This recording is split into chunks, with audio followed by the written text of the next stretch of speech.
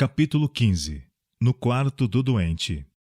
Os que tratam dos doentes devem compreender a importância da cuidadosa atenção às leis da saúde. Em parte alguma tem mais importância a obediência a estas leis do que no quarto do enfermo. Em caso nenhum, a fidelidade às pequenas coisas, da parte dos assistentes, tem maiores consequências. Em casos de doença grave, a menor negligência, a mais ligeira falta de atenção às necessidades especiais ou perigos particulares do enfermo, toda manifestação de temor, agitação ou impaciência, até uma falta de simpatia, pode fazer pender o fiel da balança que oscile entre a vida e a morte e causar a descida à sepultura de um doente que de outra forma poderia ter se curado. A eficiência da enfermeira depende em grande parte de seu vigor físico. Quanto mais saudável, robusta, tanto mais estará apta a suportar a fadiga no tratamento do enfermo e a cumprir com bom êxito os seus deveres.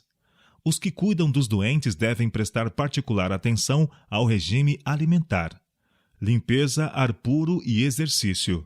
Precauções especiais da parte da família lhe permitirão também suportar as fadigas suplementares trazidas sobre ela e auxiliar a evitar o contágio da doença.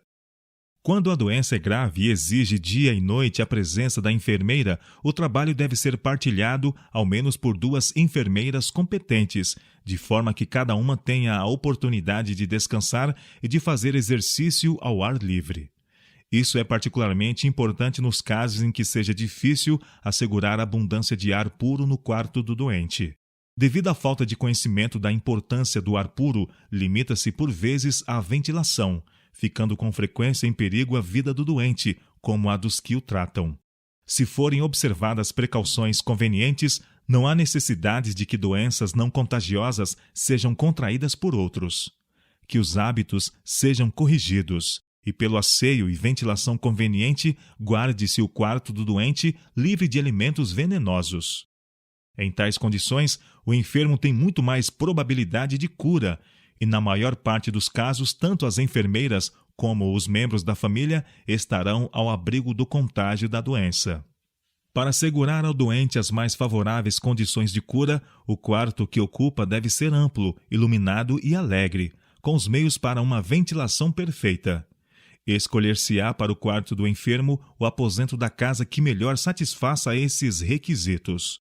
Muitas casas não oferecem condições para conveniente ventilação, e é difícil consegui-la, mas tentem-se os possíveis esforços para permitir que o quarto do doente seja atravessado dia e noite por uma corrente de ar puro. Quanto possível, deve manter-se uma temperatura igual. Para o efeito, consulte-se o termômetro.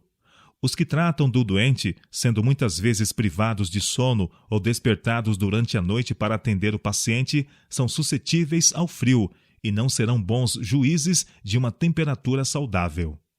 Parte importante dos deveres da enfermeira é o cuidado com a dieta do paciente. Não se permita que o doente sofra ou enfraqueça por falta de alimento, nem carregue em excesso os enfraquecidos órgãos da digestão. Tenha-se cuidado em preparar e servir comida agradável ao paladar, mas usando um sábio critério em adaptar tanto em quantidade como em qualidade as necessidades do paciente.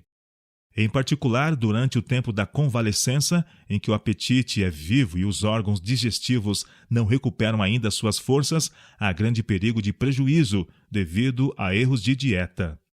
As enfermeiras e as pessoas que entram no quarto do doente devem se dominar, ser calmas e animosas. Evite-se toda pressa, nervosismo ou confusão. As portas devem ser abertas e fechadas sem ruído, e toda a casa deve estar tranquila. Em casos de febre, necessita-se de especial atenção ao vir a crise e a febre estar baixando. É muitas vezes necessária uma constante vigilância. A ignorância, esquecimento e negligência causaram a morte de muitas pessoas que teriam vivido se houvessem recebido de uma enfermeira judiciosa e inteligente o devido cuidado. É uma bondade mal dirigida, uma falsa ideia de cortesia que leva a visitar muitos os enfermos. Os doentes que se encontram muito mal não devem receber visitas. A agitação que acompanha a recepção dos visitantes fadiga o enfermo numa ocasião em que tem a máxima necessidade de repouso e tranquilidade.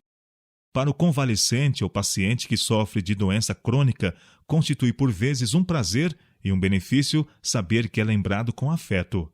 Mas esta certeza, transmitida por uma mensagem de simpatia ou por alguma pequena lembrança, surtirão geralmente melhor efeito do que uma visita pessoal e sem perigo de dano. Em sanatórios e hospitais, onde as enfermeiras estão em relações constantes com grande número de doentes, requer-se um esforço decidido para se manterem sempre de bom humor e alegres e manifestarem uma consideração inteligente em cada palavra e em cada ato. Nessas instituições, é da máxima importância que as enfermeiras se esforcem por desempenhar seu trabalho com sabedoria e acerto. Necessitam lembrar-se constantemente de que no cumprimento dos seus deveres cotidianos estão servindo a Jesus Cristo. Os doentes têm necessidade de que se lhes digam sábias palavras. As enfermeiras devem estudar a Bíblia diariamente, para que se possam habilitar a pronunciar palavras que iluminem e auxiliem o sofredor. Os anjos de Deus estão nos quartos onde tais doentes são tratados, e a atmosfera que rodeia a alma de quem dá o tratamento será pura e fragrante. Médicos e enfermeiras devem nutrir os princípios de Cristo. Suas virtudes se devem manifestar na vida dos mesmos. Então, mediante o que dizem e fazem, atrairão o doente ao Salvador. Enquanto aplica o tratamento para a restauração da saúde, a enfermeira cristã, de maneira agradável e com êxito, atrairá o espírito do paciente para Cristo, o médico da alma, da mesma maneira que do corpo. Os pensamentos apresentados, um pouco aqui, um pouco ali, exercerão sua influência. As enfermeiras de mais idade não deverão perder ensejo favorável de chamar a atenção do doente para Cristo. Elas devem estar sempre preparadas para misturar a cura espiritual com a física. Pela maneira mais bondosa e terna, cumpre às enfermeiras ensinar que aquele que se quer curar precisa deixar de transgredir a lei de Deus. Necessita deixar de preferir uma vida de pecado. Deus não pode abençoar aquele que continua a trazer sobre si mesmo doença e sofrimento por uma voluntária violação das leis do céu. Mas Cristo, mediante o Espírito Santo, vem com poder que cura aos que deixam de fazer o mal e aprendem a praticar o bem. Os que não possuem nenhum amor para com Deus hão de agir continuamente contra os melhores interesses da alma e do corpo. Mas os que despertam para a importância de viver em obediência a Deus neste mundo mau de agora serão voluntários em se apartar de todo hábito errôneo. Reconhecimento e amor lhes encherá o coração. Sabem que Cristo é seu amigo.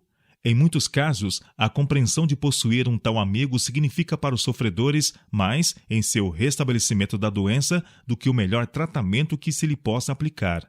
Mas ambos os ramos de ministério são essenciais. Devem